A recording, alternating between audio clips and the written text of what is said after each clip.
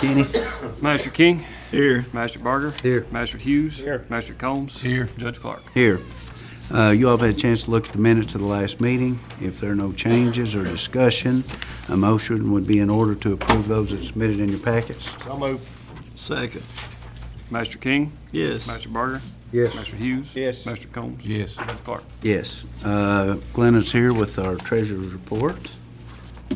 And if you all have any questions while she's going through this, just you're welcome to stop her, ask her. I handed out the monthly report. This report goes through 4/30/2013. And our fund balance on 3/31/2013 was $6,373,334.90. Our fund balance on 4/30/2013 is $5,754,570.61. Our general fund revenues at this point are at 85.7%, and our expenditures are at 58.3%. Our road fund revenues are at 91.3%, and our expenditures are at 83.1%. Our jail fund revenues are at 88.9%, and our expenditures are at 87.1%. Our CSEP revenues are at 32.2%, and our expenditures are at 31.9%. And our 911 revenues are at 81.3%, and our expenditures are at 55.4%. Also handed out earlier in the week, I put it in your all's boxes. It should be, you all, if you haven't picked it up yet, it should be in your box in the judge's office. The third quarter report that went to DLG. If you all want to look over those, if you have any questions about them, or if you have any questions about this report. This is a public report, so if anyone would like a copy of this, it is in my office. On the federal reimbursement, we haven't received any of that money? We have, we're waiting right now on funds from the ice storm from 2009, and we're also waiting on from the flood of 2010. We're still awaiting those funds. They haven't given no deadline when we get it. No, I'm hoping in the next fiscal year. We had a meeting with General Hutzel. He's over this, and they're really revamping reimbursements through CSEP and emergency management, and they're bringing some people in to try to rush up this thing, Larry. There are a lot of people. We have a lot of counties. Jessamine County was there in the meeting last Thursday, and they've never got their final inspection on the ice storm yet. So it's We are ahead of that. We have had our final inspection. We're just waiting on the funds to get released. How much money we talking about? 196,000. On the flood, the Arbuckle, we're still waiting on 90% of the 179,000 before it has not had its final inspection. We just got finished with it. On the ice storm, approximately 300,000 that we're still waiting on. Well, that sure be handy. Thanks, Glenna. Okay, we're going to order business, and always Phyllis is here to talk to us a little bit about drug prevention. And Thank you. Phyllis, how are you today? I'm doing fine. It's good to see you. Hope you all had a restful day yesterday. It's beautiful yesterday.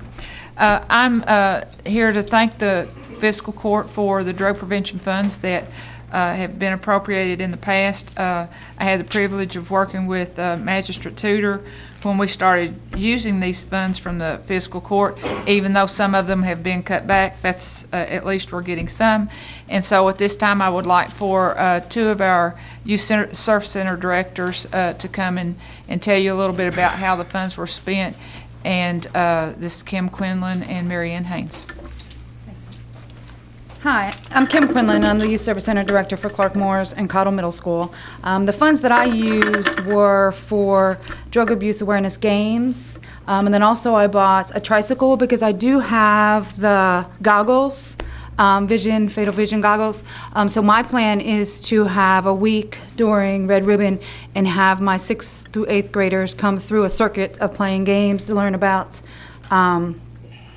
substance abuse prevention. One's a bingo game, and then also I have the tricycle to go through the cones. Then I set up bowling so that they can understand the difference with the fatal vision glasses. as to 1 beer to 2 beers, just the different contents of alcohol. I also have drug prevention fact cards that we're going to talk about in the health classes. So I just appreciate being able to have these resources for both of my schools. When I've talked with my life skills and my health teachers, they're very limited on the resources. They have movies from years and years ago that are really boring for the kids. So it's nice to be able to update and educate the kids on what's current, along with providing some information to parents on kind of what the current trends are with our kids, because it's a whole lot different than just your beer and wine and marijuana that it was years ago, and I think parents need to be educated on that. So I very much appreciate that opportunity. Thanks. Thank you. Hi, I'm Mary Ann Haynes. I'm the Youth Service Center Director for Madison Middle School and Madison Central High School.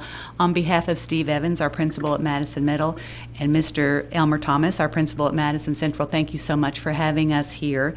And thank you for the money that you all sent to us to use for our students for drug and alcohol prevention. What we did with your funds is that we used it for the Go Scout this year. It's a huge event, March the 26th. We had a lot of our first responders come into Madison Central and show our students the dangers of impaired driving, as well as improper decisions that they may be making regarding drugs and alcohol. Our culinary skills class at Madison Central did make the lunch for our first responders, and so the money that we were able to use was wonderful for that. The day was fabulous, and we would love to be able to continue that and to do it again for the students and our 8th graders at Madison Middle. Thank you very much, Mary Ann. Well, I can say this, I mean, we did a little bit, but in this budget, we didn't cut anything at all from your allocation. Thank you very much. We really do appreciate what you've done for us. Thank you. Very welcome. Thanks, Phyllis. Good to see y'all. Thanks for coming in. Okay, next is second reading of ordinance 1302, and that's our Madison County Administrative Code. As we talked about on the first reading, this really just some housekeeping, getting up with current bills that have been passed to bring it up to date. We didn't change anything dramatically that wasn't really required by law. So you all have had a chance to look at this, and I think we got copies showing every change that Glenna and her staff went through and made. And I would open the floor up for questions. Glenna's here, I'm here, if y'all got anything. Is the administrative code the one that the taxing districts has to follow along with us? No. Is it policy and procedure? One of them they do. They can choose to, and they may choose to, but they don't have to. Like a lot of, if they don't have their own policy, just like if the clerk did not have his own policy and didn't want to follow it, they can choose to follow our policy. And Madison County Utilities may choose to do that, but it's not a mandatory thing. And I think the library is misunderstood then, because they asked me at the last meeting if we had passed theirs because they was gonna have to go back. I think most people use ours. It's like Doug. I mean, he's got some changes, but the utility districts, everybody calls and gets a copy of ours. So we'll notify all the taxing districts and the utility districts and tell them that we've updated this. And if it can't be more lenient. It has to be, if you're going to deviate from that policy, it has to be more strict. We can't do less than what the county does in our policy. Well, then they kinda do have to follow our policy then. It kind of sets a baseline. Yeah, okay. They was waiting on us to finalize it so they'd know what they have to do or not do, you know. Okay. Okay, if no more questions, a motion be in order to approve second reading of 1302. So moved. Second. Master King? Yes. Master Barger? Yes. Master Hughes? Yes. Master Combs? Yes. Judge Clark? Yes. Next, GIS Department, and Tom's here with us.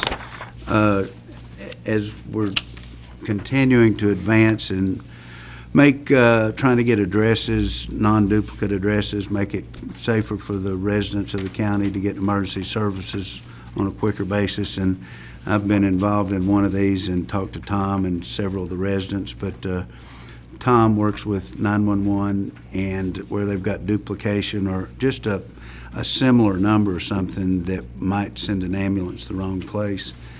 He's been working, and he has worked with 3 segments here, and you all got a copy of the Blue Lake Drive off Battlefield, and also we had a segment of Miller Drive which went up to the end and turned down the hill, and we'd had some problems with ambulances out there, so Tom changed that to Gilbert Drive with the numbers. The residents were, I think, in majority, were very pleased that now they could be assured that the emergency responders could find them. And then Blue Lake Court became a part of Blue Lake Drive. This was another one that ran right into another one and circled. And then a segment of Blue Lake Drive became Blue Lake Lane. And Tom, you contacted these people, talked to them, you wrote them. Yes, sir. Blue Lake Lane, the post office gave me a heads up that there was a mess out there. It's usually either 911 or post office or residents that will give me a heads up, hey, take a look at this. We may need to make some changes here because we're having trouble getting people to either get their mail, so you get a new carrier in there, or you get an ambulance driver that doesn't know the area very well. And if a place isn't laid out real logically, you get an ambulance driver out there at night, and they have a hard time finding you. Firemen can usually find your fire. But if there's a medical emergency, there's no outward sign of where that's located when you get into a neighborhood. Blue Lake Lane, we had 3 road names in a fairly compact area, and it was kind of a jumble. Some people were using Blue Lake Lane, some people using Blue Lake Court, some people using Blue Lake Drive. So the 3 road names in a small area, plus they were all very similar, we cut that down to 2 road names, Drive and Court. I'm sorry, Drive and Lane. And we only had to readdress 6 people to do that change, and one of those is a vacant lot, so nobody's getting any mail to it. So there was very little, I guess, collateral damage in that address change to get that straightened out. Miller Drive, we addressed slightly more people, but as you can see from the map, when you started out on Miller Drive, it was in the 1200s, then it went to the 200s, and then it went back to the 1200s again. There were some other problems in there, as you can see in the descriptions on the map, but we sorted that out, and there's been some feedback from the residents there, but I think everything is starting to settle down pretty well, and I think it's a good change that's going to last pretty well. We try to, when we get in there and mess with stuff, we try to make sure that the change will last. And what I'm asking the court is to recognize, first of all, the new road name of Gilbert Drive there in Hillcrest subdivision, and recognize that the only 2 road names in Blue Lake subdivision are Blue Lake Drive and Blue Lake Lane, and the change of Housel Drive to Miller Drive in Hillcrest subdivision. Make a motion, make these changes. Second. Master King? Yes. Master Barger? Yes. Master Hughes? Yes. Master Combs? Yes. Judge Clark? Yes. Thank you. Thanks, Tom. Next, Doug, you want to come up as Detention Center Policies and Procedural Manual. It's done on a yearly basis. We always do this, and the book's about that thick, so he Pretty thick one. We made a few changes in it, and Mark and I got together, we spoke about it, went over it, and Mark has agreed to everything that we've changed. And again, we have to do this annually every year for the fiscal court to approve it. But again, Mark and I went through it, we made a few changes, and during the process of what goes on already, we may make a change again in a month or 2. So, but every time we make a change, we have to bring it over here to get everybody to approve it. So with that said, we have to do this annually every year, so. Okay, and if you all would like a copy, Doug can make one available. There's one in my office Yeah. if you want to look through it, but if you'd like a copy to take home with you, I'm sure we can. Yeah, I made a copy for Teresa, and she said she'd make you all a copy if you wanted to read it. How many changes do you have, Doug? Off the top of my head, I'm not for sure, maybe 8 or 9. Okay, any other questions? Not on Doug's recommendation to update, which is by law has to be done on a yearly basis. A motion to approve the new Detention Center Policy and Procedure Manual. So moved. Second. Master King? Yes. Master Barger? Yes. Master Hughes? Yes. Master Combs? Yes. Judge Clark? Yes. Thank you so much. Thanks, Doug. Next is our online salt bids. You all have a copy of that in your packets, too. It's interesting that salt went down a little bit more this year. You can see on there how many people bid. Detroit Salt, again, came in the low bid at $65.50. The next was Cargill at $65.78. And I'd like Leroy's, I don't think Leroy's here, is he? But his recommendation to the court was we take the Detroit Salt Company bid of $65.50. They've worked really well with us the past couple of years, and, you know, year before last when we were going to run out, they provided more salt at the same price, which none of the other vendors did. So upon Leroy's recommendation, I'd like to award the salt bid to the Detroit Salt Company at $65.50 per ton. So moved, and I hope we don't have to buy a ton. Second. Master King? Yes. Master Barger? Yes. Master Hughes? Yes. Master Combs? Yes. Judge Clark? Yes. Next is the invitation, as we do each year, to bid the rock, culverts, gasoline, and diesel fuel. The court will be accepting seal bids on the following items till 4 p.m. Friday, June 7th. So we hope everybody can get that. Everybody that bids usually is very much aware of the date we advertise this, and it'll be in the paper. And then the bids will be open at a public meeting at the Fiscal Court on Tuesday, June 11th, at our 9:30 meeting.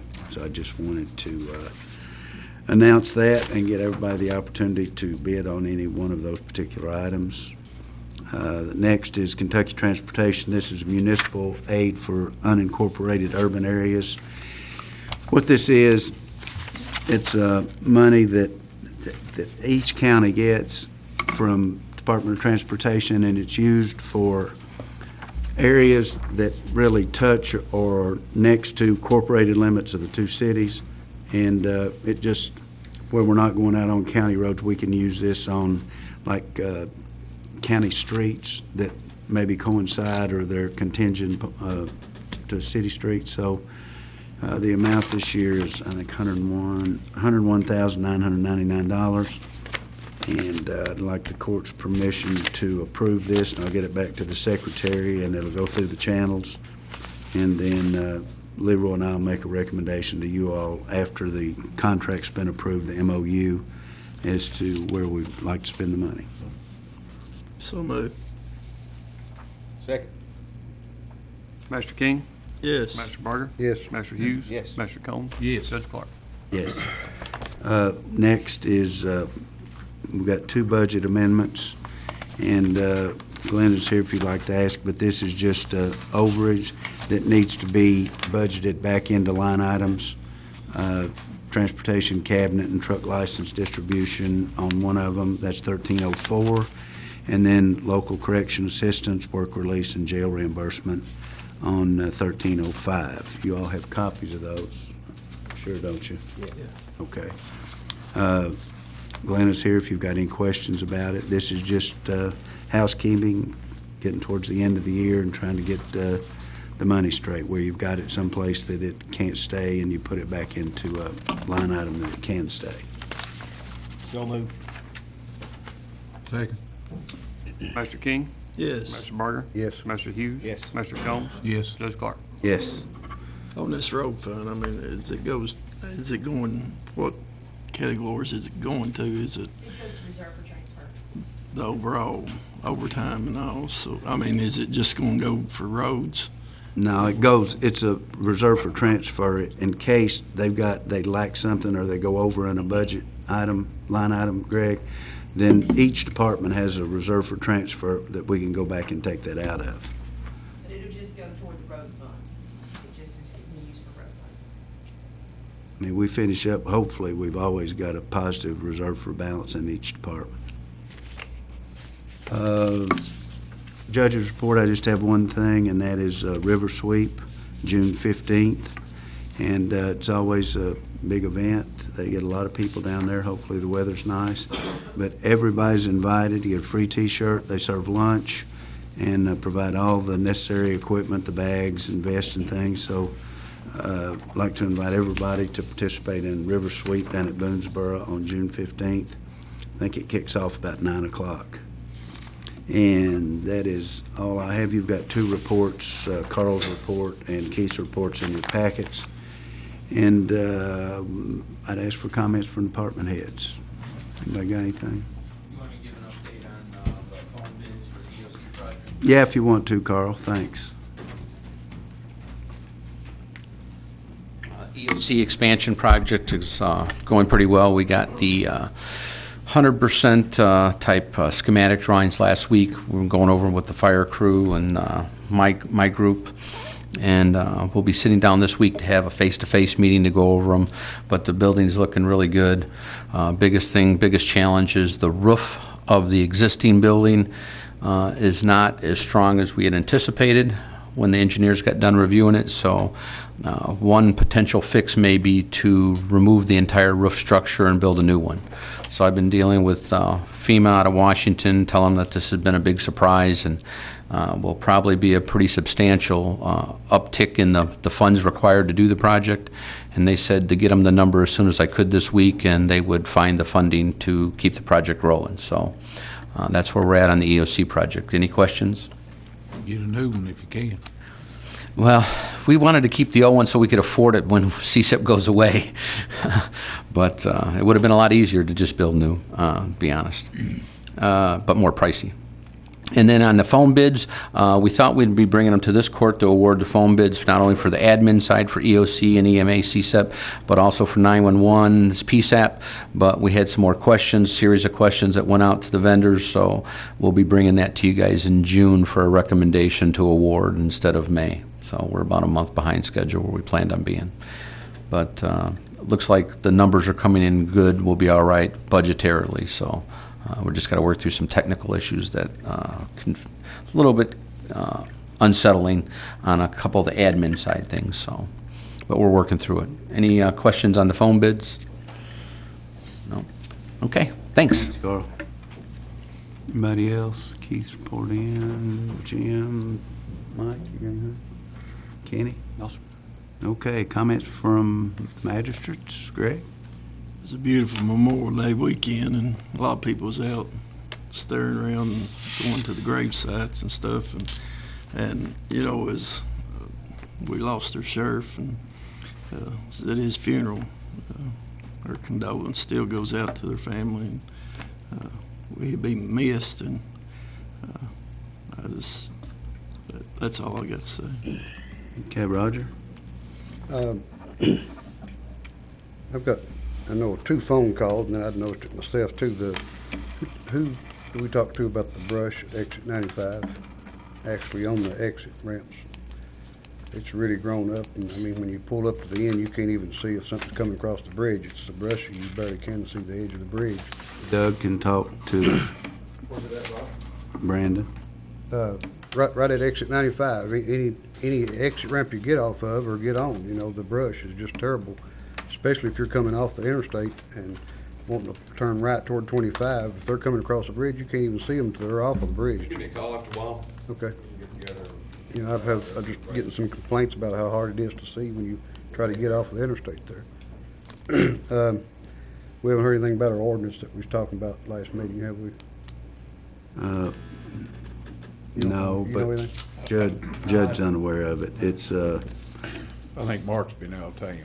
Mark's, he's been out for quite a while, so I hope we've got this ready to go at our next court meeting, because I'd hoped we'd had it on this meeting. But, you know, Mark was already scheduled to be out of town, and it's kind of hard to put something together like that. You get a copy of Bruce, Judge. Mm-hmm. Only other thing, we heard anything on our dead animal truck that they're building? It's moving along pretty good. I talked to Scott last week, and he was down there to check on it.